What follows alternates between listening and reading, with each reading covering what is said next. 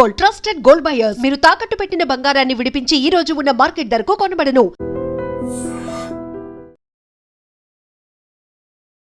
Telangana politics ఎప్పుడు గరంగరంగానే ఉంటాయి. ఏదో ఒక ఇష్యూ, ఏదో ఒక సమస్య, ఏదో ఒక అన్యాయం.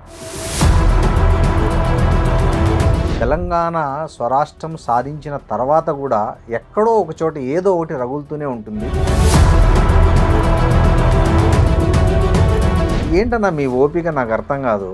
ఎక్కడ ఏ ఇష్యూ ఉన్నా మీరు ఈ పార్టీ ఆ పార్టీ అని లేదు, వీళ్ళ వాళ్ళ అసలు మిమ్మల్ని ఒక పార్టీ అనుకునేకి లేకుండా మీరు ఎక్కడ ఏ ఇష్యూ జరిగినా అక్కడికి వెళ్ళిపోతుంటారు. అసలు ఏంది మీ ఉత్సాహం నాకు అర్థం కాదు.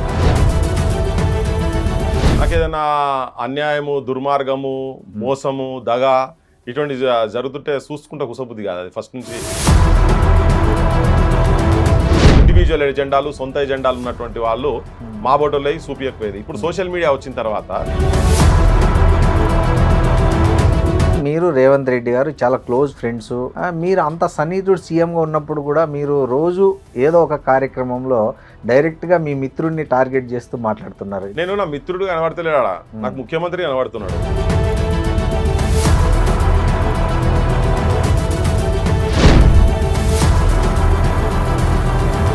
అసలు పట్టించుకొని చాలామంది తెలంగాణ ఉద్యమకారుల జీవితాలని నేను గుర్తించి వాళ్ళకి అవకాశాలు కల్పించాను. ఉదాహరణకి చాకల ఐలమ్మ మనవరాలకి, శంకరాచారి వాళ్ళ మదర్కి. తెలంగాణ ప్రజలకు తెలుగు అర్థమై అందరికీ నేను ఒక విజ్ఞప్తి ఏం చేస్తున్నా అంటే, ఒక ముఖ్యమంత్రి స్థానంలో ఉన్నటువంటి వ్యక్తి ఇంత అబద్ధాలు మాట్లాడతాడు.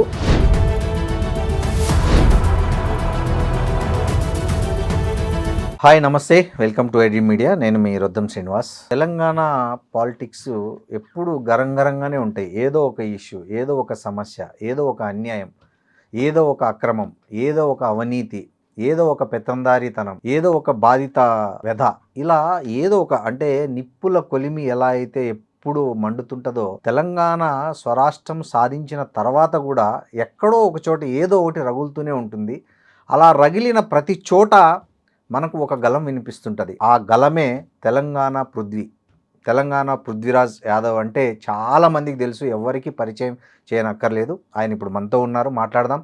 తెలంగాణ సమకాలీన రాజకీయ వర్తమాన వివాదాలు అన్నిటినీ ఆయనతో మాట్లాడుకోబోతున్నాం. నమస్తే పృథ్వీ అన్న. నమస్తే, జై తెలంగాణ. సీన్ భాయ్, ఏంటన్నా మీ ఓపిక నాకు అర్థం కాదు.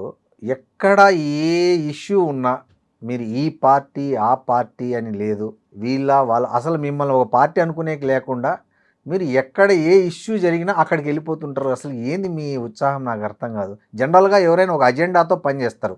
ఏదో ఈ పార్టీతో ఉంటే నాకు ఏదో పదవులు వస్తాయి, టికెట్ వస్తుంది, లేకపోతే ఏదో డబ్బులు వస్తాయో, ఇంకోటో పైరవీలు చేసుకోవచ్చు. అట్లా కాకుండా మీరు ఏ పార్టీ, నేను 10 ఏళ్ల నుంచి గమనిస్తున్నా, మీరు ఈ పార్టీ ఆ పార్టీ అని కాదు, ఏ పార్టీనైనా సరే గట్టిగా ఎండగడుతూ మీరు బాధితుల పక్షాన ఉంటూ ఉండడం నాకు నేనైతే చాలా హ్యాపీగా ఫీల్ అవుతున్నా. మీలాంటి ఉద్యమకారులు తెలంగాణకు దొరకడం అనేది ఐఎమ్ చాలా హ్యాపీ నేనైతే. సో ఏంటి మీకు ఈ మోటో ఏంది, ఎక్కడి నుంచి వచ్చింది? నాకు ఏదైనా అన్యాయము, దుర్మార్గము, మోసము, దగ ఇటువంటి జరుగుతుంటే చూసుకుంటే కుసబుద్ధి కాదు. అది ఫస్ట్ నుంచి నా క్యారెక్టర్స్ ఉంటుంది. మా నాన్న కూడా అట్లనే ఉండే. మీరు 10 years నుంచి, నేను అంతకుముందు చాలా ఏళ్ళ నుంచి నా పనే ఇది. అంతకుముందు సోషల్ మీడియా ఇంత లేదు కాబట్టి రాజకీయ పార్టీలకు వాళ్ళ ఏంటంటే మౌత్ పీసెస్ ఉన్నటువంటి వాటి ఇండివిజువల్ ఎజెండాలు, సొంత ఎజెండాలు ఉన్నటువంటి వాళ్ళు మా బోటోలో చూపించకపోయేది. ఇప్పుడు సోషల్ మీడియా వచ్చిన తర్వాత ఈవెన్ నేను అధ్యక్ష నుండి ఏదైనా మీటింగ్ అయితే కూడా నా పేర్లే కూడా వేరే పేర్లు రాసేది వాళ్ళు, ఎందుకంటే అందరి గురించి మాట్లాడతాం. ఇప్పుడు సోషల్ మీడియా ఎరా వచ్చిన తర్వాత ఇప్పుడు మనం ఏదంటే అది ఓపెన్ గా జనం లోపలికి తీసుకుపోగలుగుతున్నాం. డిజిటల్ గా ఎక్కడున్నా సెల్ ఫోన్లు పెట్టుకున్నా, ఏది పెట్టుకున్నా ఇప్పుడు రికార్డ్ అయ్యి జనం లోపల పోతూనే ఉన్నాయి. సో అందుకని ఎప్పుడైనా ఎక్కడ సమస్య ఏదైనా ఉన్నా కానీ నాకు జెన్యూన్ అనిపించింది అంటే నేను వెళ్ళిపోతా. ముంగట ఎవరు ఉన్నారు, ప్రాంతాలకు అతీతంగా కూడా ఆ ప్రాంతాలకు అతీతంగా జనం అంతనే జనం. కాకపోతే డెఫినెట్ గా తెలంగాణ అనేది ఫస్ట్ నుంచి ఇది నా గుండెలో ఉన్నది కాబట్టి స్పందిస్తుంది. స్పందించాల్సిన అనే ఆలోచన వచ్చింది. అది మట్టిలో ఉన్నటువంటి లక్షణము చాలా మంది లోపల ఉంది కాబట్టి నేను కూడా కొంచెం దాంట్లో ఇంకా కొద్దిగా ప్రోయాక్టివ్గా ఉంటా. నాకు ఆగబుద్ధి కాదు. ఏమున్నది పోతే గింత పానం పీక్తే వీక్తుంది అనుకుంటాం కదా, దాని తర్వాత ఇంకేముంటుంది. మనిషి పవర్ఫుల్ కదా. Most powerful weapon in the universe is the human soul on fire అని. మేబీ నా సోల్ ఫైర్ ఉన్నది కావచ్చు, అట్లా అనిపిస్తుంది. అది స్పందించకుండా ఉంటే నిద్ర పట్టదు. గత 5 సంవత్సరాలు అంటే 6-7 సంవత్సరాల క్రితం అంతా ఒక పార్టీ అన్యాయాలపైన అక్రమాలపైన ధ్వజమెత్తారు. ఇప్పుడు ప్రస్తుతం అంటే మీరు ఎప్పుడు నిరంతర ప్రజాపక్షం. కొంతమంది అధికార పక్షం వాళ్ళు ప్రతిపక్షంలో ఉంటారు, అవును. ప్రతిపక్షం వాళ్ళు మళ్ళీ అధికార పక్షంలో Yes, ఉంటారు. yes, yes. Last time BRS అధికార పక్షంలో ఉండే, అవును. కాంగ్రెస్ ప్రతిపక్షం ఉండే, ఉమ్, ఇప్పుడు కాంగ్రెస్ అధికార పక్షం అయింది, ఉమ్, బీఆర్ఎస్ ప్రతిపక్షం అయింది. అవును. ఈ రెండు గవర్నమెంట్ల టైంలలో ప్రజాపక్షము నిజమైన ప్రజాపక్షంలో నాసొంటోళ్ళం ఉన్నాం అంతే. అది బరాబర్, అది ఉండాల్సిందే కదా. అవును. ఒకవేళ వాళ్ళ దాంట్లో ఉండి ఈ ప్రతిపక్షం లెక్కనే కనుక కరెక్ట్ చేసేది ఉంటే ఇవాళ మా సొంటల వాయిస్ కు ఏం బలం ఉండకపోవు. అయితే నైతికత కూడా చాలా ఇంపార్టెంట్, చాలా ఇంపార్టెంట్, చాలా ఇంపార్టెంట్. ఇప్పుడు నువ్వు చేయండి, నువ్వు అద్దాల బంగ్లాలు వండుకుంటావు, ఇంకొని అద్దాల బంగ్లాలు నువ్వు ఉంటావారా అని చెప్పానంటే నువ్వు అందులో వండుకుంటేనే నువ్వు గతంలో చేసిన పాపాలన్నీ నువ్వు అది చేసుకుంటే కొత్తగా వచ్చిన నువ్వు మళ్ళీ వాళ్ళదే పాపం చేస్తే అడిగితే జనం ఎవరు రిసీవ్ చేసుకోరు. సో అందుకనే జనం ప్రజాపక్షంలో అటువంటి వాళ్ళైనా ఇటువంటి వాళ్ళైనా ఎవరినైనా కానీ వాళ్ళు చేసే తప్పు అని చెప్పి జనం లోపల ఎక్స్పోజ్ చేస్తే కనుక జనం రిసీవ్ చేసుకుంటారు. అదే జరుగుతున్నది ఇప్పుడు. యాక్చువల్గా మీరు రేవంత్ రెడ్డి గారు చాలా క్లోజ్ ఫ్రెండ్స్. ఆయన మీ మిత్రుడు అనుకో, లేకపోతే మీకు దోస్త్ అనుకో, మీకు చాలా అత్యంత సన్నిహితులు అనుకోండి. మీరు అంత సన్నిహితుడు సీఎంగా ఉన్నప్పుడు కూడా మీరు రోజు ఏదో ఒక కార్యక్రమంలో డైరెక్ట్గా మీ మిత్రుడిని టార్గెట్ చేస్తూ మాట్లాడుతున్నారు. దీన్ని ఎట్లా చూడాలంటారు? నేను నా మిత్రుడు కనబడతలేడా, నాకు ముఖ్యమంత్రి కనబడుతున్నాడు. ఓకే నేను దోస్తుని చూస్తలేను. దోస్తుని చూసేది ఉంటే ఇంటికాడికి వస్తే నేను కూడా ఆయనకేం పూరి చికెన్ బాగా ఇష్టం, పూరి చికెన్ పెడతా, తినిపిస్తా, అక్కడ మటుకి అంతనే. కానీ ప్రజా సమస్యల కాడికి వచ్చినప్పుడు ఆయన కూడా ఇంటర్వ్యూలో చెప్పిండు, నా దగ్గర చాలా మంది దోస్తులు వస్తుంటారు, అది ఒకటి ఎక్స్పెక్ట్ చేసి ఇది ఒకటి ఎక్స్పెక్ట్ చేసి. నేను ఆయన దగ్గరికి ఎన్నడూ పోను కూడా నేను. కానీ ఎప్పుడో ఒకసారి పోయినా, అది కూడా ఏబిసిడి వర్గీకరణ టైంలో మందకృష్ణ నెంబడి ఆయన ఒత్తిడి చేస్తే పోయి కూర్చొని అక్కడ మాట్లాడేసి వచ్చినాం. అంతేగాని నేను ఆయన దగ్గరికి ఎన్నడూ పోను కూడా. ప్రజా సమస్యల విషయంలో కూడా నేను ఓపెన్ ప్లాట్ఫామ్లోనే మాట్లాడుతున్నా. ఓపెన్ ప్లాట్ఫామ్ ఎందుకంటే ఆయనకి ఇంటెలిజెన్స్ వ్యవస్థ ఉంటుంది, అన్నీ ఉంటాయి. ఇప్పుడు నాకు పరిచయం ఉన్నాడు కాబట్టి నేను పోతే ఇంకేదైనా బూట్ అని అనుకునే ఆలోచన ఉంటుంది జనానికి. నాకు ఆయనతో ఏం పని లేదు, నేను పైరవి చేస్తోని కాదు. కానీ ఇష్యూస్ మీద మాత్రం ఎక్కడిదక్కడ ఎండగడుతూనే ఉన్నా కాబట్టి ముఖ్యమంత్రిగా నేను దోస్తుగా చూసిన మరుక్షణము నా లోపల నా దోస్తు కనబడ్డ తర్వాత నేను మాట్లాడలేను. సో నేను ఫ్రెండ్షిప్ ఇండివిజువల్గా ఎక్కడ కలిసినా కానీ డిఫరెంట్ ఉంటుంది. ఆయన కూడా అన్నాడు, క్రికెట్ మ్యాచ్ చూడొచ్చు, నేను కావాలంటే టీవీలో క్రికెట్ మ్యాచ్ చూడొచ్చు, మన ఇద్దరం కలిసి పిట్టపట్ట సినిమాకి పోవచ్చు, కానీ అని జనరల్గా దోస్తుల గురించి ఎక్స్పెక్టేషన్స్ తోటి జనరల్గా వస్తుంటారు నా దగ్గరికి అని. సో నేను ఎక్స్పెక్టేషన్స్ తోటి పోయే బాపతోని కాదు, నిజం కూడా చాలా తన కాదు కుటుంబంతో వాస్తవం కూడా ఉండేది. ఆయననే చెప్పిండు వేదిక మీద. కానీ ఏ వేదిక మీద నా మిత్రుడు అని చెప్పిండో, నా ఆప్త మిత్రుడు అనే వేదిక మీద చెప్పి కలిసి చదువుకున్నామని చెప్పిండో, అదే వేదిక మీద నేను ఒక ముఖ్యమంత్రి లెక్క చూడలే. ఆ వేదిక మీద నాకు అతి సన్నిహితుడైన రేవంత్ రెడ్డి కావచ్చు, ఈవెన్ బట్టి కావచ్చు, ఇద్దరున్నప్పుడు గదరన్న మీటింగ్లో నేను చాలా క్లియర్గా విద్య గురించి చెప్పిన, అన్ఎంప్లాయ్మెంట్ గురించి చెప్పిన, సామాజిక అసమానతల మీద కూడా చెప్పి కొన్ని పాటలు పాడి ఆయనకి వినిపించిన. లంబాడోళ్ళ పాట కూడా నేను పాడినిపించి, ఈ అసమానతలు ఇవన్నీ దూరం చేయాలి. విపరీతమైన అవినీతి జరిగింది తెలంగాణలో. ఆ అవినీతి ఎవరు చేసిండ్రో ఆ అవినీతి చేసినటువంటి వాళ్ళను శిక్ష పెట్టాలి, ప్లస్ వాళ్ళ దగ్గరికి వెళ్ళి వసూలు చేసి ప్రజలకు ఉపజెప్పాలని చెప్పి అదే వేదిక మీద చెప్పిన. నేను డే 1 రోజే నేను క్లియర్ ఉన్నా ఆయన విషయంలో. నేను నిన్న ఒక ముఖ్యమంత్రిగా లెక్క చూస్తున్నా. ఓకే, సో అదే దాంతో నేను ఏది అడిగినా, ఏం చేసినా, ఏది మాట్లాడినా కానీ జనం పక్షాల ఉండి మాట్లాడుతున్నా. సో నాకు అక్కడ వచ్చి ఆయన అక్కడ ఉండి ఎవరి మిత్రుత్వం ఇవన్నీ ఏం పని చేయకుండా నిజాయితీగా పనిచేస్తా అని చెప్పి ప్రమాణ స్వీకారం చేసి ముఖ్యమంత్రి అయ్యాడు. నేనేం ప్రమాణ స్వీకారం నేను దేనికి ఏం చేయలే, కానీ నేను ప్రజాపక్షంలో నా అంతరాత్మ నేను ఏది అనిపిస్తే నేను అది మాట్లాడుతుంటా. అందుకని ఏ ఇష్యూ అయినా నేను వెళ్ళిపోతా అంతనే. ఈ 2.5 సంవత్సరాల పాలనలో, కాంగ్రెస్ పాలనలో మీరు రేవంత్ రెడ్డి ప్రభుత్వానికి ఎన్ని మార్కులు వేస్తారు? కంప్లీట్ ఫెయిల్ అయింది ఆయన. అదేంది? పొద్దున్న లేస్తే అబద్ధాలే తప్ప కంప్లీట్ ఫెయిల్ అయింది. అవునా? ఇప్పుడు మహిళలకు ఉచిత బస్సు పెట్టిండు, సన్న బియ్యం పెట్టిండు, మొత్తానికి ఉద్యోగులకు నెల 1వ తేదీ జీతాలు ఇస్తున్నాడు. మొన్న ఆర్టీసీ కార్మికులకు కూడా ఏదో పిఆర్సీ ఇచ్చాడు. అంటే లోటు బడ్జెట్ ఉంది, నేనేం చేయలేకపోతున్నా అంటున్నాడు కదా. అంటే ఉండి చేయకపోవడం వేరు, లేకుండా చేయలేకపోవడం వేరు కదా. నిన్న మాట్లాడుకుంటూ ఒక ఇంటర్వ్యూలో ఒక మాట మాట్లాడినా నేను ఏదో వెయిట్ మాట్లాడుకుంటే ఏమంటాడు, ఉచిత బస్ తోటి నేను ఆడపిల్లలకు డ్రాప్ అవుట్స్ తగ్గినాయి. దేనికి తగ్గినాయి అంటే ఉచిత బస్ తోటి వేరే ఊర్లకు పోయి బడికి పోయేటందుకు కూడా ఉపయోగపడుతున్నది అని అన్నాడు. ఈ పెద్ద మనిషికి నేను చెప్పదలుచుకున్నా, ఎన్ని ఊర్లలో ఆర్టీసీ బస్సులు నడుస్తున్నాయి పోయి చూద్దాం, ఏదో కమిటీ వేయమని చెప్పండి. ఎన్ని ఊర్లలో ఆర్టీసీ బస్సులు, అసలు ఆర్టీసీ రవాణా తోటి ఆడపిల్లలు ఆ ఉచిత బస్ తోటి అంటే బస్ కిరాయి లేక కూడా బడులు బంద్ చేస్తున్నారని చెప్తున్నాడు. అది కాదు, అది ఇటువంటి అన్ని చెప్పేటి అన్ని. సో బడులల్లో సౌకర్యాలు లేక, సౌలతులు లేక, ల్యాబులు లేక, పుస్తకాలు లేక, బెంచీలు లేక, చెట్ల కింద బడులు, కూలిపోయే భవనాలు. ఇప్పుడు 2.5 ఏళ్ళకెళ్ళి చెప్తున్నాడు ఇంటిగ్రేటెడ్ స్కూల్స్ అని పెద్ద పెద్ద మాటలు చెప్పి ఉట్టిగా మాటలు వినిపించి మనల్ని సంబరపడి సంతోషపెడుతున్నాడు. కానీ అవి కట్టింది లేదు, చేసింది లేదు. నియోజకవర్గానికి ఒకటి అన్నాడు. మేము ఫస్ట్ చెప్పేటప్పుడు కూడా అసలు ఆయన వచ్చిన తర్వాత బడులు మొత్తం ప్రతి ఊర్లో బంద్ అయిన బడులు తెరిపిస్తాము, ఆల్రెడీ తెరిచిన బడులల్లా ప్రతి సబ్జెక్ట్ ఒక టీచర్ అని అన్నాడు. నాకు 10 పాఠశాలలు చూపిరు తెలంగాణ మొత్తంలో. ఎక్కడ నీకు విద్యా వ్యవస్థలో కంప్లీట్గా పీటీ సార్తో సహా లైబ్రరీనో అడ్మినిస్ట్రేషను ప్రిన్సిపాల్ అందరుండి ప్రతి subject science, social, physics, maths ఏది ఉన్నా ఆ సబ్జెక్ట్ పేపర్లు అందరికీ ఒక్కొక్క టీచర్ ఉన్నాడా చూపించిన బడిలో 10 చూపిస్తే సార్ ఆయన. సో నువ్వు ఎక్కడ ప్రైమరీ ఎక్కడ స్టార్ట్ కావాలనేది విద్య. ఆయన విద్యాశాఖ మంత్రి మరి అది రావాలి. ఉట్టి ఆర్టీసీ బస్సు నేను ఫ్రీగా ఇచ్చిన అంటే పెంచినవా లేదా? మిగతా వాళ్ళందరికీ పెంచినవా లేదా?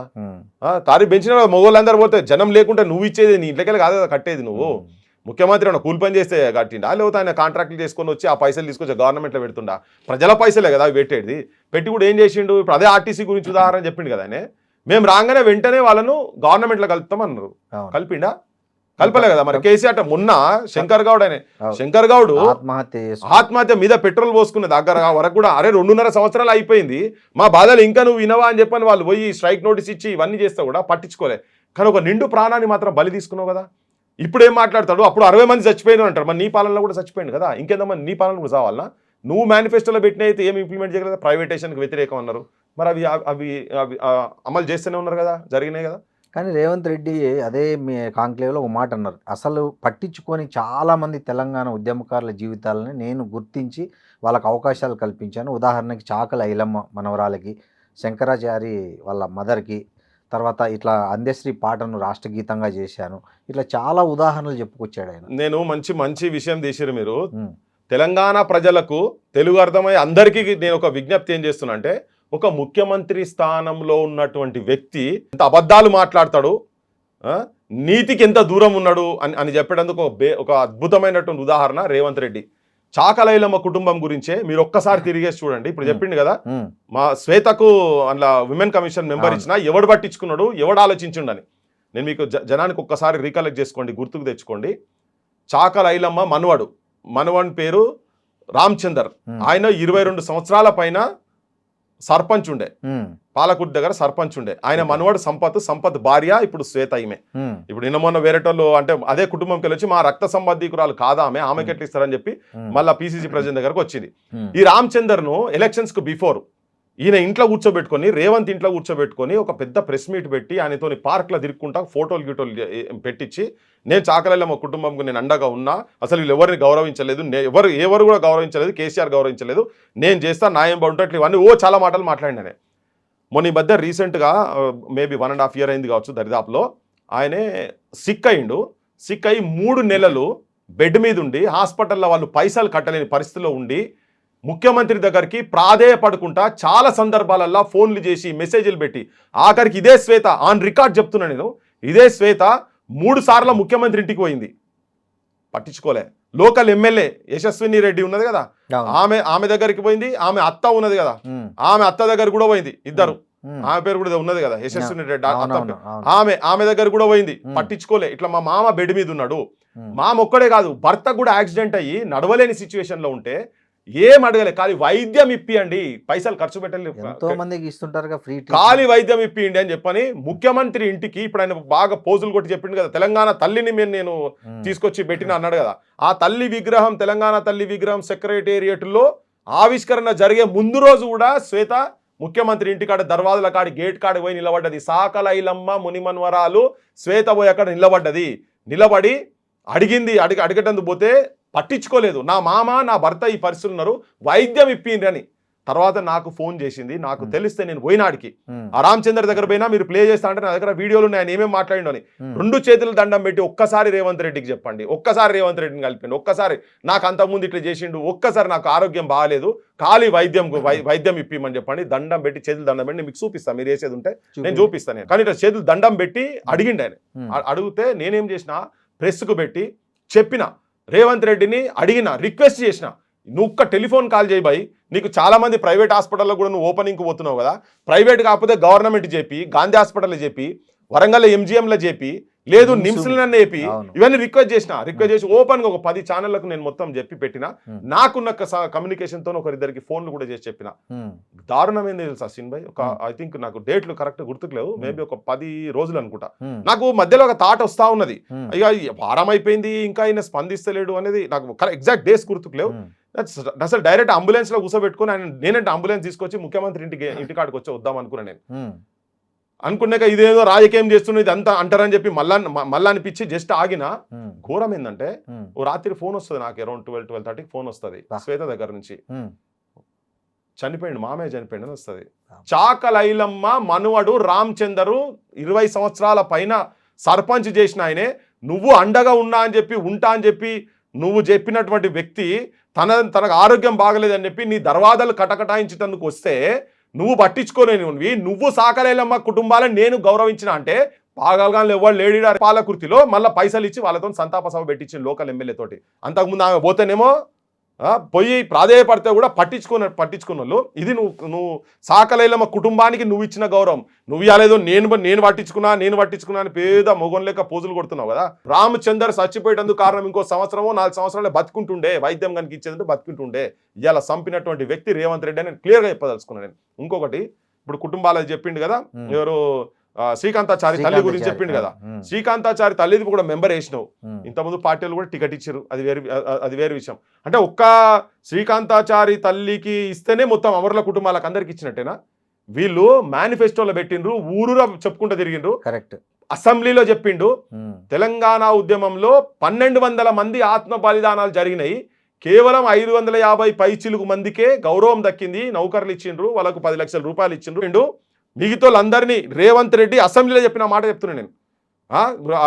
కేసీఆర్ 1200 మంది చనిపోయినాడు, ఈయన కూడా అన్నాడు. మిగతా వాళ్ళకు నేను రాగానే వెంటనే ఇమీడియట్గా 100 రోజుల లోపల మొత్తం అందరికీ నేను ప్రతి ఇంటిని ఐడెంటిఫై చేసి ప్రతి ఒక్కరికి వాళ్ళను గౌరవం ఇచ్చి వాళ్ళ ఇంట్లో నౌకర్లు ఇచ్చి వాళ్ళను ఆదరిస్తా అని చెప్పిండు. నాకు ఒక 10 పేర్లు ఇవ్వమని చెప్పండి రేవంత్ రెడ్డి. ఇప్పుడు 2.5 సంవత్సరాలు అయింది కదా, 2.5 మందికి ఎవరికైనా నౌకర్లు ఇచ్చిండో అడగండి అప్పుడున్న దాంట్లో. అంటే ఆమెకు ఒక్కడికి శ్రీకాంతాచారి తల్లికి ఇచ్చేసేసి ఆమెకి ఇవ్వాల్సిందే, అట్లా చాలా మందికి ఇవ్వాల్సిందే. కానీ నేను తెలంగాణ కుటుంబాలను నేను గౌరవించిన ఆదరించిన అంటే మరి మీతోల సంగతి అంటే ఏంటిది? ఏమైరు వాళ్ళంతా ఏమైనరు? నువ్వు ఎందుకు ఐడెంటిఫై చేయలేదు? అప్లికేషన్లు పడి నేనైతే పిచ్చోన్ లెక్క అమర్ల స్తూపం దగ్గరికి కొంతమందిని తీసుకొచ్చి అక్కడ పెట్టి, ఈవెన్ వాళ్ళ దీపాదాస్ మున్షి దగ్గర కూడా ముంగట సూసైడ్ నోట్ల కాడికి తీసి ముంగట పెట్టిన నేను. పెడితే అసలు దానికి దిక్కు లేదు, దివానా లేదు, ఏం లేదు.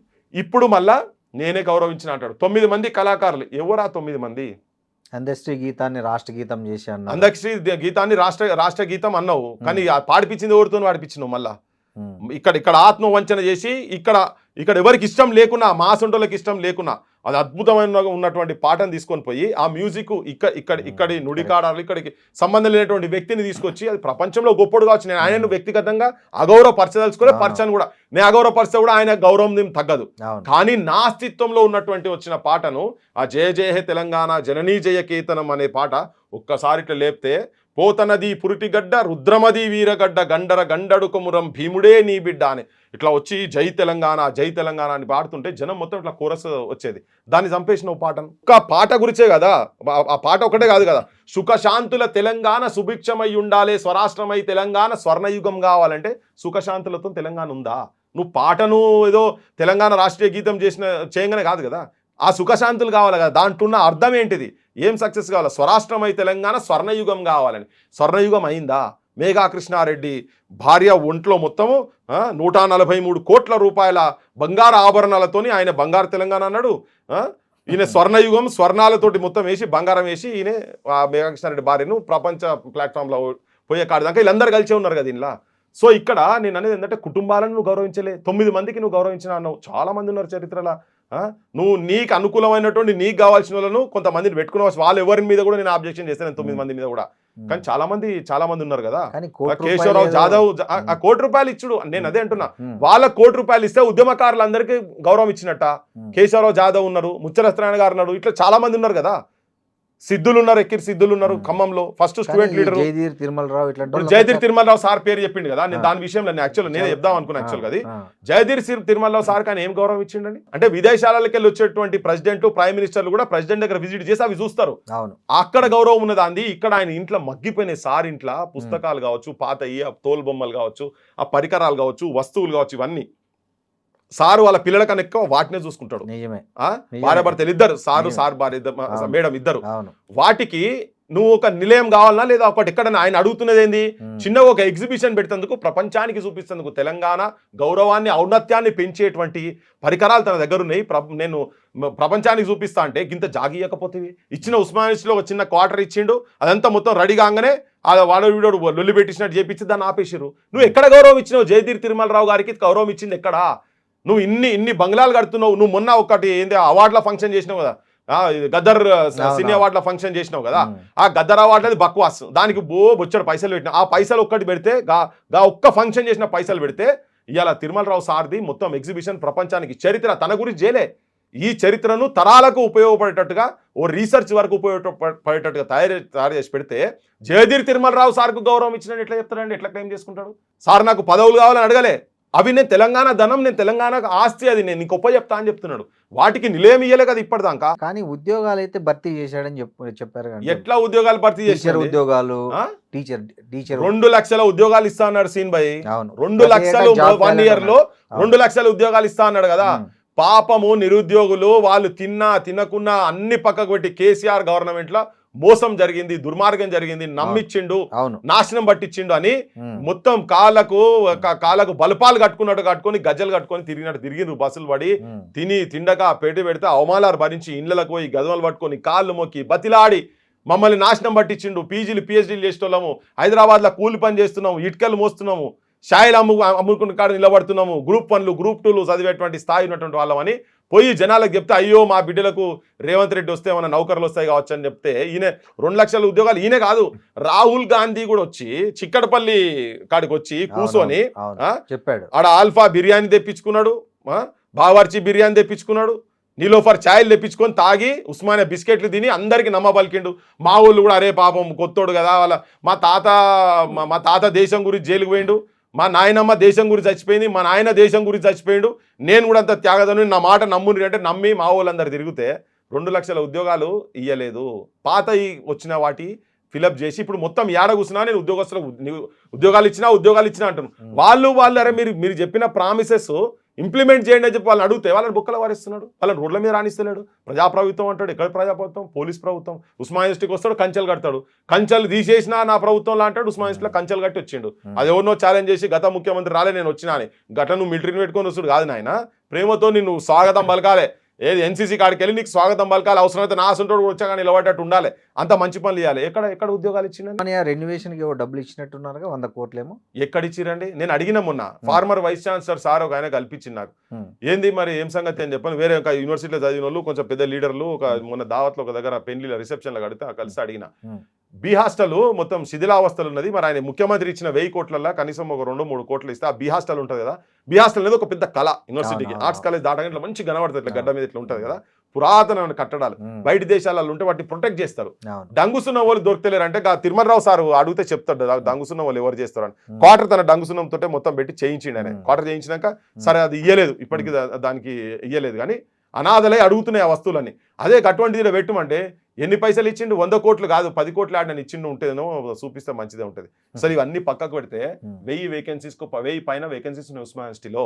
టీచింగ్ స్టాఫ్ 1268 స్వయంగా ఆకునూరి మురళీనే చెప్పాడు కదా తన రిపోర్ట్లో. అక్కడ ఒక డిపార్ట్మెంట్ ఉంది, ఈ బీఈడి కాలేజీలు టీటీసీ కాలేజీలు అంతా పర్యవేక్షించడానికి. దాదాపు 1000 కాలేజీలు ఎన్నో ఉంటే అక్కడ పర్యవేక్షించడానికి ఇద్దరు ఉన్నారు. ఇద్దరు ఎప్పుడు పోవాలి? రోజు ఇద్దరు 4 కాలేజీలు తిరిగినా కూడా 365 రోజులకి వాళ్ళు మహా అయితే 1000 కంప్లీట్ చేయలేరని ఆయనే చెప్పిండు కదా. చెప్పిండు కానీ ఆయన అల్లనే ఉన్నాడు కదా, చెప్తూనే ఉంటారు వాళ్ళు, అన్నలే ఉంటారు వాళ్ళు, వినరు, వీళ్ళు చెప్తూనే ఉంటారు వాళ్ళు వినరు, వాళ్ళ ఇంటెన్షన్స్ క్లియర్.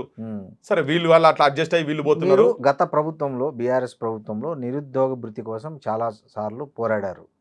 ఈ ప్రభుత్వంలో ఆ మాట ఎందుకు ఎత్తడం లేదు? అంటే నేను మాట్లాడుతున్నా, నాకేమైపోయింది టూ మెనీ ఇష్యూస్ అయిపోయినాయి. ఓకే నేను మాట్లాడి తెల్లందాక వాళ్ళు ఇప్పుడు ఆ రోడ్ల మీద కూర్చున్నప్పుడు మా వాళ్ళకి అన్నమన్న పెట్టుర్రా నాయన, 4,000 రూపాయలు నిరుద్యోగ వృత్తి అన్నావు, మేము మెస్సులు పెడతాం, ఉచితంగా వాళ్ళకి చదివిస్తేందుకు మెస్సులు పెడతాం, ఇవన్నీ మాట్లాడుతూనే ఉన్నాం. అంటే రోజు ఇదే మాట్లాడుతుంటే కూడా లాట్ ఆఫ్ ఇష్యూస్ ఉన్నాయి కదా, ఆ ఇష్యూస్ ఎప్పుడెప్పుడైతే అవకాశం వచ్చిందో అప్పుడు మాట్లాడుతూనే ఉంటాం కదా మేము కూడా. అవన్నీ చెప్పిండు కదా, గుడ్డు కారం తిని మా వాళ్ళు చదువుకుంటున్నారని డైలాగులు కొట్టిండి ఇదే ముఖ్యమంత్రి. మా నిరుద్యోగులంతా గుడ్డు కారం తింటారు, వీళ్ళకి మంచి అన్నం కూడా పెట్టిపిస్తాం ఏమని అన్నాడు. అన్నమాట కదా, షాయ్ కాదు కదా, మంచిలు కూడా తాగనిస్తలేరు, కనీసం వాళ్ళ హక్కులు కూడా ఇచ్చే స్థాయిలో లేరు కదా, అందుకే మొత్తుకుంటారు మా నిరుద్యోగులంతా. ఇప్పుడు 6 గ్యారెంటీలు కాంగ్రెస్ ఏదైతే 6 గ్యారెంటీలు ఇచ్చారో మీరు అందరూ చూసాము, వాళ్ళ సంతకాలతో పాంప్లెట్లు డిస్ట్రిబ్యూట్ చేశారు ఎలక్షన్స్కి ముందు. మాది గ్యారెంటీ అన్నట్లు జనరల్గా ఇది ఏదైతే మన కరెన్సీ మీద ఆర్బీఐ గవర్నర్ సంతకం ఎలా ఉంటుందో I promise to pay this అని, అలా వీళ్ళు కూడా చేశారు.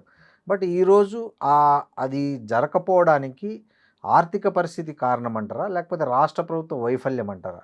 100% రాష్ట్ర ప్రభుత్వం వైఫల్యం. ఇప్పుడు సపోజ్ ఆర్థిక పరిస్థితి బాగాలేదంటే నీకు ఇప్పుడు తెలిసిందా? ఆయన నల్లమల్ల అడవిలల్లా పొద్దుగా లేస్తే గొర్రెలు కాసుకుంటూ తిరిగేది, బర్ల మేపుకుంటూ తిరిగేది, లేకపోతే కుందేళ్ళు షికారు చేసుకుంటూ తిరిగినోడు సడన్గా వచ్చి ముఖ్యమంత్రి అయిండు. నాకు తెలియదు, అంతకుముందు పరిస్థితులు వేరే తీరు, నేను బాగా పైసలు ఉన్నాయనుకున్నా, లంకబెందలు ఉన్నాయనుకున్నా, కానీ ఇక్కడికి వచ్చినాక తెలిసిందన్నట్టు కాదు కదా. ఆయన రాజకీయ వ్యవస్థలు ఆయన ఇప్పుడు 17 ఏళ్ళ నుంచి రాజకీయ వ్యవస్థలు ఉన్నా అని చెప్పని 3 సార్లు ఎమ్మెల్యే అయిండు, ఎంపీ అయిండు. రాష్ట్ర ఆర్థిక పరిస్థితులు ఆయనకు తెలియకుండానే ముఖ్యమంత్రి అయిందా? అంటే నువ్వు ఒకవేళ ఆ పరిస్థితి బాగాలేదు అంటే నువ్వు పబ్లిక్ ను దోకా చేసినట్టే కదా, మోసం చేసేందుకే వచ్చి ఆడ కూర్చున్నావు కదా, అంతే కదా. ఒకవేళ అట్లుండేది ఉంటే, అట్లా ఆర్థిక పరిస్థితి చక్కగా లేదంటే బొచ్చడు అమ్ముకుంటున్నారు కదా, భూములు అమ్ముకుంటున్నారు, భూములు మొత్తం ఇల్లీగల్గా కథ పెడుతున్నారు. 25 లక్షల ఎకరాలు తెలంగాణ భూమి, ప్రభుత్వ భూమి అన్యాక్రాంతం అయిపోయి కూర్చున్నది. దాన్నంతా బయటికి తీస్తే ఇలా గవర్నమెంట్ దగ్గర బొచ్చడు ఆస్తి ఉంటది కదా, తారుమారు అయిపోయి కూర్చున్నారు, తారుమారు అయిపోయి కూర్చున్నాయి కదా. వీళ్ళు దందాలు చేస్తున్నారు, వీళ్ళు చేతగాక వీళ్ళు నాశనం పట్టిస్తున్నారు, రాష్ట్రాన్ని నాశనం పట్టిస్తారు. అవినీతి కంట్రోల్ చేయగలిగితే, అవినీతి ప్రతి దాంట్లో అవినీతి కనుక కంట్రోల్ చేస్తే, మొన్న ఎక్కడ హోంవర్క్ చేసి చెప్తున్నాడు 2,000 కోట్లు 3,000 కోట్లు అని చెప్తా ఉన్నాడు. అటువంటి అన్ని ప్రాపర్గా చేసి కరెక్ట్ వాటి మీద కనుక యూజ్ చేయగలిగితే అప్పుడు ఏమైనా బాగుపడుతుంది. ఒకవేళ నేను అట్లా అన్నా కానీ ఇప్పుడు ఆ పరిస్థితి లేదనుకో, రిజైన్ చేసి పడేసాయి, కొత్త మేనిఫెస్టోతో రా.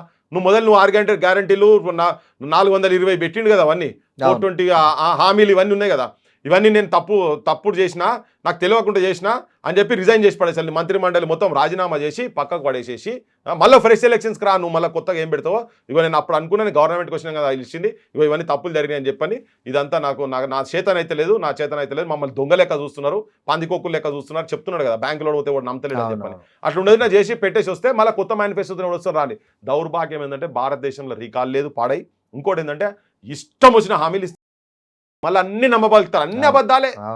ఇక చెప్తే భుజం మీద చేసి నీ కొడుకును, పెద్ద కొడుకును, చిన్న కొడుకును, ఓరు నాయన, ఇలా మాటలు మామూలు మాటలు కాదు ఇవన్నీ. ఇవి మనోళ్ళందరూ అబ్బా నిజమే కావచ్చు అనుకుంటారు. అరే పాపం, అంటే జనం ఏంటంటే అరే గంత కొడుకు నిజంగానే కొడుకు లెక్క మాట్లాడుతుండు, మా సమస్యలని తెలుసుకొని మాట్లాడుతుండు. మీ పల్లెంలో అన్నం అయితే అంటాడు ఒకడు, నీకు ఉట్టి అన్నం కాదు, నీ పల్లెంలో కూరగాయలు అయితే అంటాడు ఒకడు, నేను నెయ్యి పోసి తినిపిస్తా అంటాడు ఒకడు, పెరుగేసి తినిపిస్తా అంటాడు ఒకడు, నీకు అరగకుంటే ట్యాబ్లెట్లు వేసి అరిగిపిస్తా అంటాడు ఒకడు. ఇవన్నీ నిజంగానే కావచ్చు, మన బతుకులేమన్నా బాగుపడతాయేమని చెప్పి ఆశతోటి, పాపం ఆశతోటి జనం ఇప్పుడు నిరుద్యోగుల దగ్గర పోయినాం అనుకో, చెప్పంగానే అయ్యో బిడ్డ నిజంగానే ఇస్తాడు కావచ్చు అని. పేదోళ్ళు ఉన్నారనుకో, నీకు మొత్తం ఇండ్లు ఇస్తా అంటే అది ఒక డ్రీమ్ కదా, పాపం కట్టించి ఇస్తాడు కావచ్చు. ఇవన్నీ వాళ్ళ ఆశలు అడియాసలు చేసేటట్టుగా మొత్తం అవన్నీ మాట్లాడి గద్దెకి వచ్చినాక కట్టుకున్న ఇండ్ల కాడికెళ్ళి గులగొడుతున్నారు. ఇప్పుడు ఇవన్నీ పక్కన పెట్టి రేవంత్ రెడ్డి గారు మూసీ ప్రక్షాళన మీద ఎందుకు అంత ఫోకస్ చేస్తున్నారంటారు? మూసీ అదొక పెద్ద స్కామ్ నా దృష్టిలో. అంటే ఎట్లా? ఇప్పుడు ఆయన నిన్న చెప్పిండు, ఎవడేమనుకున్నా ఎవడేం చేసినా, ఈ డైలాగులు మాత్రం మామూలు కొట్టడు ఆయన. అది ఎందుకంటే సరస్సు లాగా మారుస్తా అన్నాడు. పెళ్లి అయినాక ఏం చేసినంటే ఆయన మొత్తం జూబ్లీస్ బంజారాయిల్ సర్కిల్ వచ్చింది, ఆ సినిమా వాళ్ళతో కూర్చుని లేచుండి అయిపోయి ఈయన కూడా బాగా యాక్టింగ్ నేర్చుకున్నాడు, డైలాగ్ డెలివరీ ఇవన్నీ బాగా వస్తాయి నాకు. జూనియర్ ఎన్టీఆర్ వీళ్ళంతా కలిసి తిరిగిన వాళ్ళు కదా, కొద్దిగా ట్రైనింగ్ అయింది ఆయన. ఆ ట్రైనింగ్ అయ్యి బడే చెప్తాడు మొత్తం, ఎవడడ్డం వచ్చినా ఏమొచ్చినా ఎన్టీఆర్ డైలాగులు కొడుతుంటాడు ఈయన. నేనేమంటున్నా అంటే కూలగొట్టుడు అవన్నీ కాదు, ఇప్పుడు కడుతురు కదా ఫ్రెష్గా. మేము మొన్న మధు పార్క్ దగ్గరికి పోయినప్పుడు, మేము ఆ ఇష్యూ పోయినప్పుడు అదే రోజు ఒక డైరెక్ట్ మూసీలో కడుతున్నాడు వాడు, ఆదిత్య వాడు డైరెక్ట్ మూసీలో కడుతున్నాడు. దాని దగ్గర పోయి కూడా చెప్పినాం, ఇప్పుడు కడుతున్నాడు వాడు, ఇది మూసీలో ఉంది, మూసీలో కడుతున్నాడు, నువ్వు కట్టించినాక కూలగొట్టుడు కాదు, ఇప్పుడు నువ్వు కట్టేదాన్ని ఆపు ఫస్ట్. మొత్తం వీడికెళ్ళి కూడా ఎవడైనా నేను గులగొడతాను అన్ని బక్వాస్. నువ్వు ఎలక్షన్ల ముందుకు మాట్లాడినప్పుడు ఏం మాట్లాడు, ఒక్కొక్కడు జనం మొత్తం తాగే నీళ్ళన్నీ మొత్తం దాంట్లో ఫామ్ హౌస్లో ఉచ్చ పోస్తే తాగుతున్నావు, ఇది పోస్తే తాగుతున్నావు, వాడు మందు పోస్తే తాగుతుండా, ఏం తిని మటన్ తిని పోతుండా, ఇవన్నీ కలిసిన నీళ్లు తాగుతున్నావు అని జనానికి చెప్పిండు కదా. నేను అబద్ధం ఏం చెప్తలేను, చెప్పారు. ఒక్క ఫామ్ హౌస్ అన్న కొట్టిండా, ఒక్క ఫామ్ హౌస్ అన్న కొట్టాడు. ఇది అబద్ధం, బూతు, ఇదంతా డ్రామా. ఏ పైసలు మరే సీన్ బై ఇంత అమాయకంగా మనం ఉంటే చెప్పు. కబ్జా చేసిన ల్యాండ్ గ్రాబర్ కేసు పెట్టి బొక్కల పడేయాలి. ఫస్ట్ పడేసిండా? పడేయలే. ఎవరిని అందరు ఉన్నోళ్ళే ఉన్నారు అందులో మొత్తం. సో వాళ్ళందరి అట్లా పెట్టి నేను మూసి ప్రక్షాళన ఫస్ట్ ఇండస్ట్రీస్ బంద్ చేయి. ఇండస్ట్రీ మొత్తం విషయం వస్తుంది కదా దాంట్లోకి వెళ్ళి. అక్కడనేమో దామగుండంను చంపుతావు, గొంతుక మీద బూట్ కాలు పెట్టి నరికి పడేసింది దాని చెట్లు, కొన్ని లక్షల చెట్లు కూలగొడుతురాడ. ఈసా మూసే నదిని మొత్తం కంచకచ్చిపోలి కాదు మీకు అనంతగిరి హిల్స్ దగ్గర దామగుండం, దామగుండంది ఆ గుడి కూడా కథ మట్టించేసిర్రు.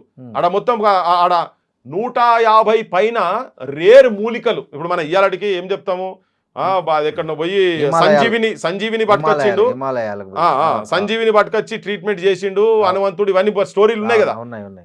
అటువంటి రేర్ మూలికలు కాశ్మీర్ లో కూడా లేనటువంటి రేర్ మూలికలు ఇక్కడ ఉన్నాయని నేను చెప్పుడు కాదు, ప్రొఫెసర్స్కు దానికి సంబంధించినటువంటి ప్రొఫెసర్స్ చెప్పినటువంటి ఉన్నాయి, రిపోర్ట్స్ ఉన్నాయి, ఇచ్చిన రిపోర్ట్స్ ఉన్నాయి. ఆ రేర్ మూలికలు ఉన్నటువంటి ప్రాంతాన్ని కథం పట్టించి నువ్వు ఈ అనంతగిరిక హవా ఏక్లాక్క దవా, అరే ఈయనకి గండిపేట నీళ్లు పడ్డాయి రా అని చెప్పని నానుడు ఇక్కడ. ఎందుకంటే ఆ ముక్కలకి వెళ్ళి అక్కడ వర్షాలు పడితే వచ్చి గండిపేటలో ఆ నీళ్లు నిలువైతే ఆ నీళ్లు తాగితే మనిషి శారీరకంగా మానసికంగా మంచి ఇట్లా గ్లో వస్తుంది, యాక్టివ్ అవుతారని చెప్పని ఇక్కడ నానుడు ఉండే. కొత్తగా తెలంగాణ ఊర్లల్లో పెళ్లిళ్ళు కావాలంటే ఊర్లలోకి వెళ్ళి హైదరాబాద్ తీసుకొచ్చి ఒక 15 రోజులు ఇక్కడ ఉంటే వాళ్ళు నిగనిగలాడతారని అప్పుడు పెళ్లి చూపులు చూపించేది. ఇది జరిగేది తెలంగాణలో. అటువంటి దాని అది నానుడిని, అందుకే చెప్తున్నా. ఇది అనంతగిరిక హవా ఏక్లాక్క దవా అని కూడా అట్నే వచ్చింది. ఆడ టీబీ హాస్పిటల్ ఎప్పుడో ఉండే, టీబీ హాస్పిటల్ ఇప్పుడు కాదు, ఉంది కదా మీకు, ఇప్పటిది కాదు, అది నిజాం టైంలోకి వెళ్ళి ఉన్నప్పుడే బాపద్దది. అది అటువంటి మంచి గాలి వచ్చేదాన్ని సంపుకుంటా అనే మూసి ప్రక్షాళన చేస్తా అంటాడు. అక్కడ తీసుకొచ్చి ఒకటి నేవీ ఒకటిగా క్యాంపు పెట్టేసి దాన్ని నాశనం పట్టించారు. అక్కడ నుంచి కాలువలు రావాలి కదా, అక్కడ నుంచి రావాలి కదా. మధ్యలో మొత్తం నువ్వు పొల్యూషన్ చేసినావు కదా. మొన్న నేను పోయినా ఇక్కడ సంగం దగ్గర ఊరికి పోతే విషం మొత్తం పచ్చగా నీళ్లు. సో ఇవి ఆ నీటిని ఎట్లా వస్తున్నాయి, కెమికల్స్ వస్తున్నాయి కాబట్టి వస్తున్నాయి. కెమికల్స్ ఫస్ట్ బంద్ చేయాలి కదా. మరి ఫామ్ హౌస్లు కొట్టేసేసినావా? ఎవడన్నా చెర్లల్లో ఇవి కడితే చూస్తా అన్నాడు. అరే నీకు 1.5 సంవత్సరం ఎక్కువైంది నీ ఉప ముఖ్యమంత్రి చెప్పి 60 చెర్లు పైన కబ్జా గురైనాయి అని చెప్పిండు. అవే చెర్లలో ఇప్పటికీ బంగ్లాలు నడుస్తున్నాయి, వీళ్ళు వచ్చినాక కూడా బంగ్లాలు నడుస్తున్నాయి. వీళ్ళ వాటాలు ఉన్నాయి, అందులో మంచి వాళ్ళ వాటాలు ఉన్నాయి. కాలేజీలు మొన్నదాకా చెప్పారు కదా, ఓఐసీ కాలేజ్ చెర్లనే ఉన్నది కదా. ఎందుకు ఓఐసీ కాలేజ్ ఎందుకు కొడతలేవు? అప్పుడంటే ఎడ్యుకేషన్ ఇయర్ మధ్యలో అన్నారు కదా, అదే కారణం చెప్పారు కదా. అదెందుకు కూల కొడతలేవు? బిల్లు వేస్తే రూపాయి బిల్లు వేస్తే ఇట్లా ఈత కొట్టి తీయాలి, డైవ్ కొట్టి తీయాలి, నీళ్ళు ఇట్లా కొబ్బరి నీళ్ళు లెక్క తయారు చేస్తాను ఆయన అన్నాడు.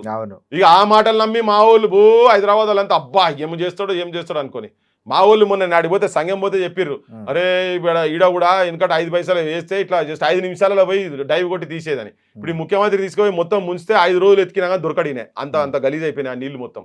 ఆయనది నమ్మిర్రు, ఇప్పుడు ఈయనది నమ్ముతారు. ఎవరిని నమ్మకండి. అక్కడ పండించిన పంటలు మళ్ళీ మనం తినే క్యాన్సర్ రోగాలు 10 మందిలో 8 మందిలో ఒకరికి క్యాన్సర్ రోగం వస్తుందని చెప్పి రిపోర్ట్. మరి ఇంత మీరు చెప్తున్న దీని మధ్య ఆయన మళ్ళీ 34 వరకు నేనే సీఎంగా ఉంటా, రెండోసారి గెలుస్తా, జాతీయ రాజకీయాలకు వెళ్తా 34 తర్వాత అని బల్లగుద్ది చెప్పారు. నిన్న ఏ ధైర్యంతో చెప్పారంటారు? మరి ఇప్పుడు రాజకీయ నాయకుడు ఎవరైనా గట్టినే మాట్లాడతారు. ఇప్పుడు కేసీఆర్ అయినా వచ్చేసారి నేనే వస్తా అంటాడు, ఓడిపోయినా కూడా గెలిచడం నేనే దొంగోట్లు పడ్డాయి అంటాడు, లేకపోతే వాళ్ళు పైసలు ఎక్కువ వంచిరు నేను తక్కువ వంచిన అంటాడు. ఇప్పుడు ఈ ముఖ్యమంత్రి ఏమన్నా ఈయన ఉట్టి పేరు మీద రమ్మని చెప్పండి, తెలంగాణ మొత్తం ఎంటైర్ తెలంగాణలో ఏ నియోజకవర్గంలో పైసలు ఇవ్వకుండా ఆయన చేసిన పనితనానికి ఏం చేయకుండా రమ్మని చెప్పండి. నేను మామూలు ఒక నిరుద్యోగిని నిలబెట్టి ఈయన ఓడగొడతాం మేము ఈ ముఖ్యమంత్రిని.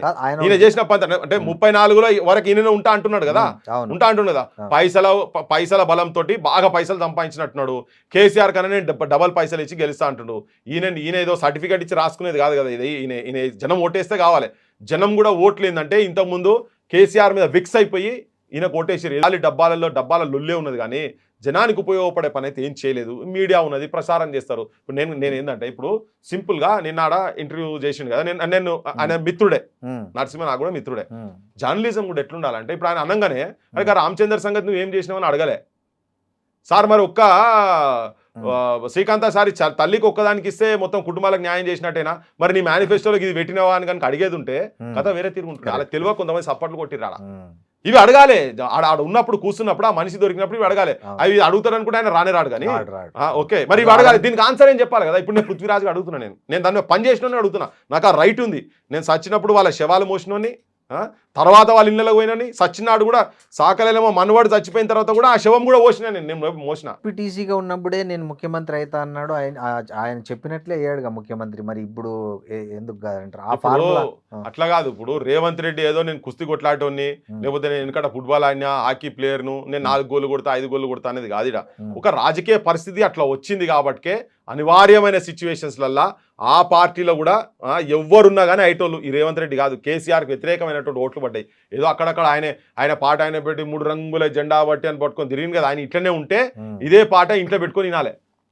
ఏ రూమ్ పోతే బెడ్రూమ్కి వెళ్ళిపోయి డ్రాయింగ్ రూమ్లోకి పోతే డ్రాయింగ్ రూమ్లో పెట్టాలి, అందులో డ్రాయింగ్ రూమ్ బాత్రూమ్లో బాత్రూమ్ వినాలి, మళ్ళీ బాల్కనీలోకి వస్తే బాల్కనీలో పెట్టుకొని వినాల్సిందే. కానీ ఆ పాటలు ఇప్పుడు ఏ మీటింగ్ అయినా, ప్రభుత్వం మీటింగ్ కానీ ప్రైవేట్ మీటింగ్ కానీ పోగానే 3 రంగుల జెండా వస్తుంది కదా, అది ఇంట్లో కూర్చున్నాక రేపు ఆయన పరిస్థితి గదే అవుతుంది. ఇట్లనే ఉంటే మాత్రం గదే పని అవుతుంది అనేది. ఇప్పుడు already Congress is gone, latest issue తోటి ఇంకంత మొత్తానికే పీకింది, మొత్తం పీకింది. అంటే నేను ఏదో కాంగ్రెస్ మీద ద్వేషం కాదు, నేను కాంగ్రెస్ సక్సెస్ కావాలనుకున్నా, అనుకున్నా చాలా మంది జనం అనుకున్నాం. కానీ ఇలా ఎందుకు మాట్లాడుతున్నావు అంటే నువ్వు కాలే, పిల్లలు చచ్చిపోతూనే ఉన్నారు, విషప్ కూడా తినిపిస్తూనే ఉంటాయి, కానీ డైలాగులు మాత్రం మామూలుగా కొట్టాడు. కోదండరామ్ గారిని ఎమ్మెల్సీ చేసింది మాత్రం అయితే అది కరెక్టే కదా. అంటే ఆయన ఉద్యమకారుడిగా ఉన్నప్పటికీ ఎవరు పట్టించుకోలేదు.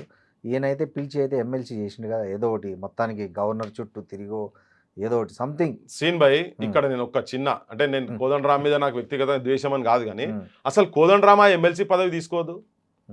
నువ్వు ఎందుకు నిన్ను కోదండరామ్గా ఎందుకు గుర్తిస్తున్నారు తెలంగాణ జనం అంటే, నిన్ను ఒక ఉద్యమాల ఐకాన్ అనుకున్నారు.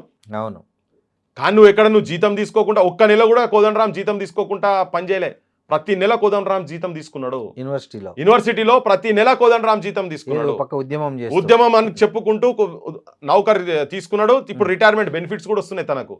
కానీ నేను ఎమ్మెల్సీ వద్దు, నాకు నా ఉద్యమకారులు ఎవరైతున్నారో వాళ్ళ కనీసం వాళ్ళ కుటుంబాలకు నువ్వు ఇస్తా, నాకు 200 గజాలు ఇస్తావా ఇయ్యి, వాళ్ళకు ఒక ఐడెంటిటీ కార్డు ఇచ్చి హెల్త్ పరంగా హెల్త్ కార్డులన్నీ ఇయ్యి, ఇటువంటివి చెయ్యి, వాళ్ళ కుటుంబాల కింద చదువున చదివి గీ డిమాండ్లు పెట్టి దాని తర్వాత నేను ఎమ్మెల్సీ అవుతా అని చెప్పి చెప్పనుండే ఆయన. తన ఉద్దేశం అక్కడ మండలిలో గొంతు ఎత్తుదాం అనుకున్నారేమో. అరే మండలిలో గొంతు ఆయన ఎత్తితే ఆడ ఏం లేదు, ఆడ ఎత్తితే టమాటాలు రాలే, వంకాయలు రాలే, ఆడ ఈయన పోయి ఆడ ఎత్తితే ఈయన గొంతే లేదు చక్కగా. ఈయన గొంతు ఎక్కడిది? మా బోటలో మొత్తుకొని జనాలందరినీ తయారు చేసినాం, మా బోటలో జీవితాలను నాశనం చేసుకున్నాం, మాకేం అవసరం లేదు. కానీ అక్కడ క్షేత్రస్థాయిలో ఉన్నటువంటి వాళ్ళు చాలా మంది ఉన్నారు కదా, ఇప్పుడు ట్యాంకులకి వెళ్ళి మీదికి వెళ్ళి దునుకుతే కాళ్ళు మొత్తం పోయిన వాళ్ళు కూడా ఇప్పటికీ వాళ్ళ గవర్నమెంట్ నుంచి ఆదరణ లేక వైద్యం, ఆఫ్టర్ ఆల్ వైద్యం అడిగేది కదా, ఆఫ్టర్ ఆల్ వైద్యం గది కూడా ఇయ్యలేవు. నువ్వు కౌన్సిల్లో కూర్చొని మాట్లాడితే కాదు, నువ్వు కోదండరామ్గా బయట కూర్చొని నా ఓళ్ళకు నువ్వు ఇచ్చిన తర్వాతనే నువ్వు ఎమ్మెల్సీ ఇస్తావా, నువ్వేమి ఇస్తావో తీసుకుంటాను. కానీ ఎమ్మెల్సీ పదవి కకృతి బయట పడిపోయేటోడు గిన్నెం మనిషి అండి, నాకు అర్థం కాదు. నేను వ్యక్తిగతంగా ఎమ్మెల్సీ కాదు, ఇంకా కూడా కావాలన్నది.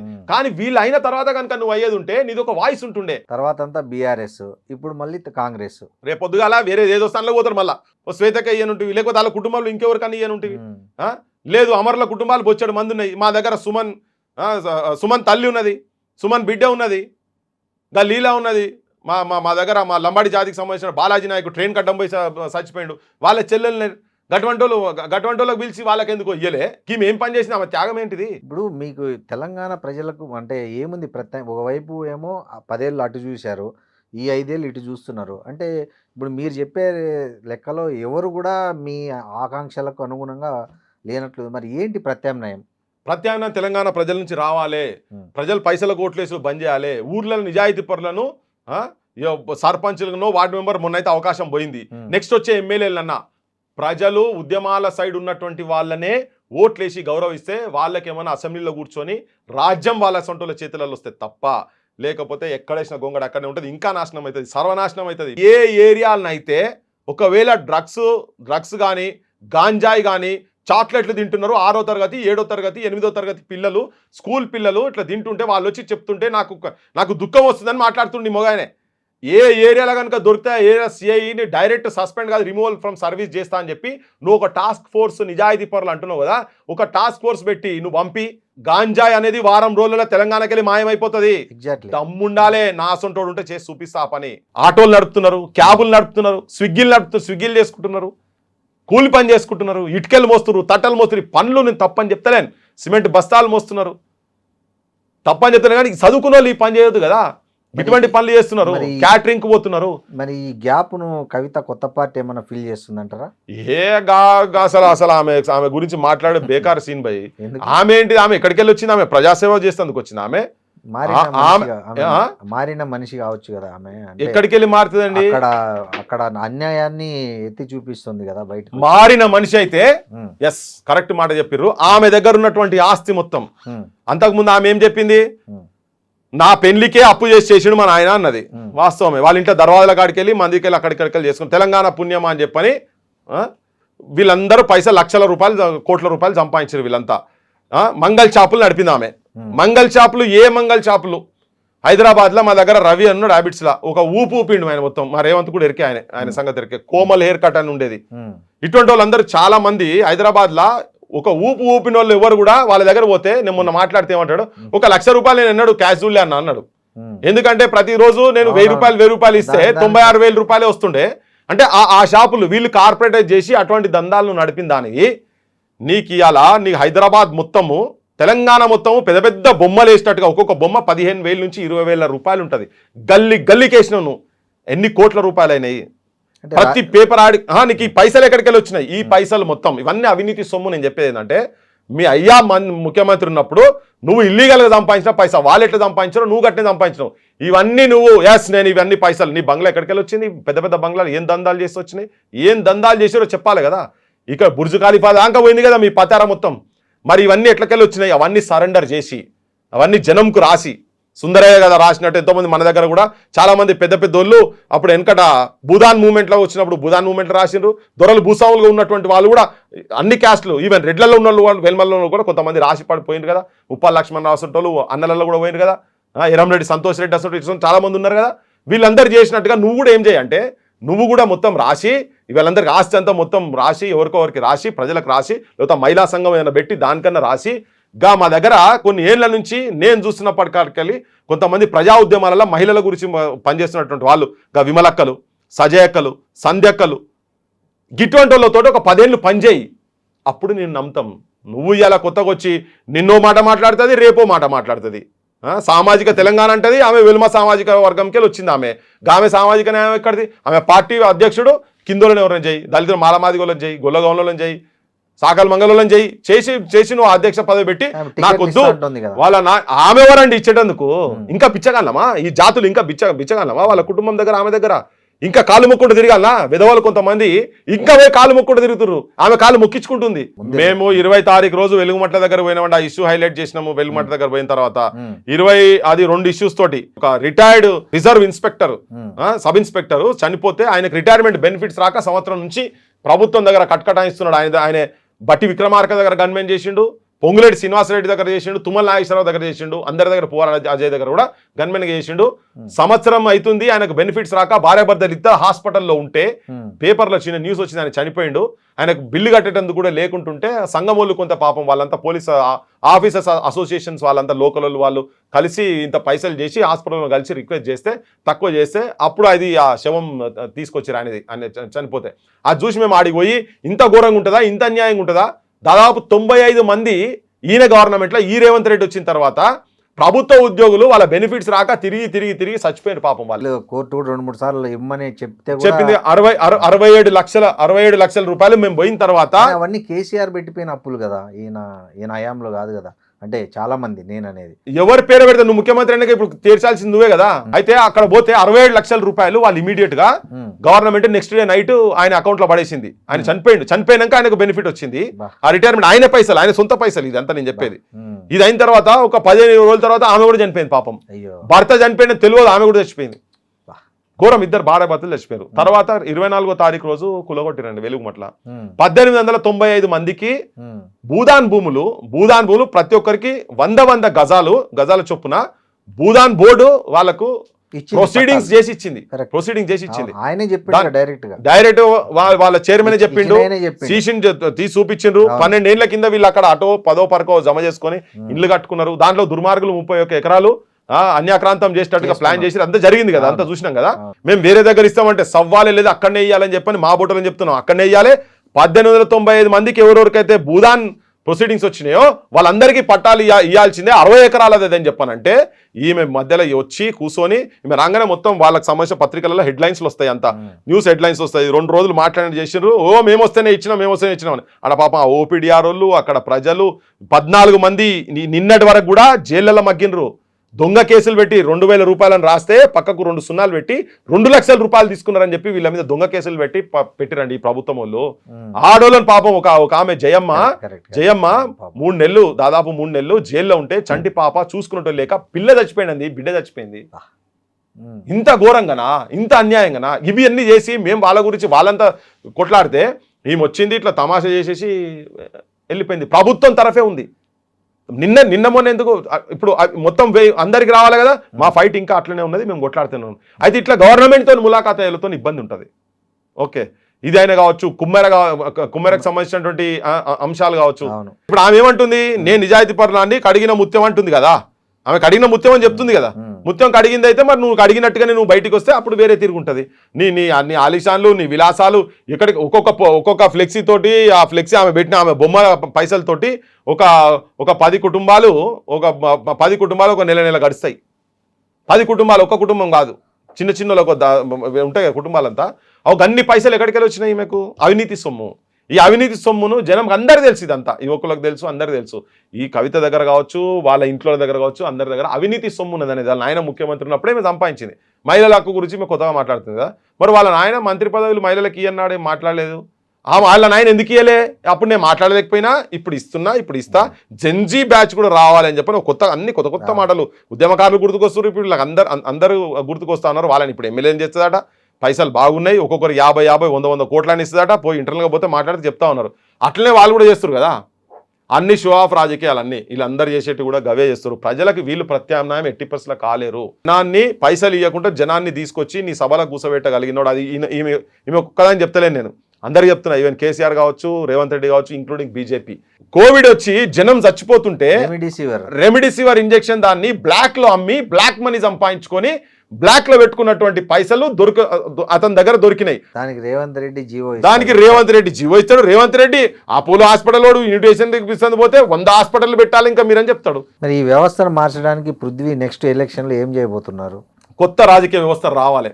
ఏమైతే చాలా మంది అంటున్నారు పైసలు ఏం దేడికెళ్ళి ఎవడేం చేస్తాడేందని. అది జనం తిరగబడాలి, జనం కిందికెళ్ళి స్టార్ట్ కావాలి, ఊర్లలో కమిటీలు వేసుకోవాలి.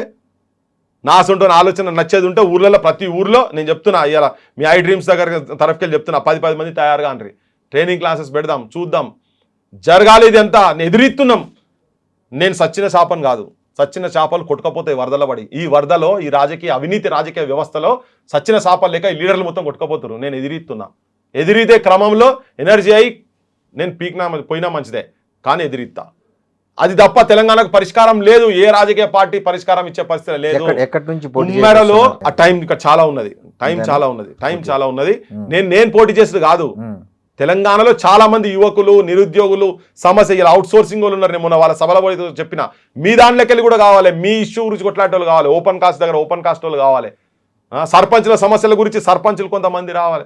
ఇట్లా అందరం కలిసి ఆడబోయి కూర్చోవాలి, అస్సలు దగ్గర పోయి కూర్చొని ఆ రాజ్యాన్ని మనం దాన్ని నడిపే స్థాయిలో దాకా తీసుకుపోవాలి. అది మనం అనుకుంటే కాంది ఏది లేదు. కాకపోతే ఇవాళ తెలంగాణలో ఉన్నటువంటి మెజారిటీ మేధావులు అని చెప్పుకుంటే వాళ్ళందరూ కూడా ఏదో ఒక రాజకీయ పార్టీకి అడ్జస్ట్ అయిపోయి ఉన్నారు. కానీ ఇంకా ఇవాళ నిరుద్యోగులు అందరూ కూడా, నిరుద్యోగులు అంటే నిరుద్యోగులు అందరు మేధావులే, మామూలు చదువుకున్న వాళ్ళు కాదు కదా. నా తెలంగాణలో ఉన్నటువంటి నిరుద్యోగులంతా మేధావులు, ఏక్ తలకాయ ఉన్నోళ్ళు. వాళ్ళకి అవకాశాలు రాక, వాళ్ళకి ఆ ఛాన్స్ ఇయ్యక ఇచ్చి చూడండి, తెలంగాణ చరిత్ర మార్చకపోతే చూడండి, అది జరగబోతున్నది. కానీ ఎవడో మళ్ళా ఈ అక్కో అన్నో ఇన్నో ఇస్తే కాదు. అందులో పోతే ఏమున్నది, మా వాళ్ళు యూనివర్సిటీ వాళ్ళు కొంతమంది పోయి ఎమ్మెల్యేలు అయినరు, ఎంపీలు అయినరు, యూనివర్సిటీకి వెళ్ళి పోయి డిఫరెంట్ పార్టీలలో. వాళ్ళతో ఏం కాదు, వాళ్ళకి లోపట ఉన్నది, వాళ్ళకి చేయాలని ఉన్నది, కానీ వాళ్ళని చేయనియరు. ఎందుకు చేయరు? యజమాని ఎవరు? ఆ పార్టీల యజమాని ఎవరు? ఆడ దోపిడీ డకాయిట్లు. వాళ్ళ దగ్గర పోయి వీళ్ళు బలైతున్నారు పాపం. ఇక్కడికి వెళ్ళి పోయిన వాళ్ళు మనుషులున్నా కానీ చేయలేరు. తెలంగాణలో ఒక వేదిక రావాలి, వస్తుంది, బరాబర్ వస్తుంది, రావాలని కోరుకుంటున్నాను. Thank you so much.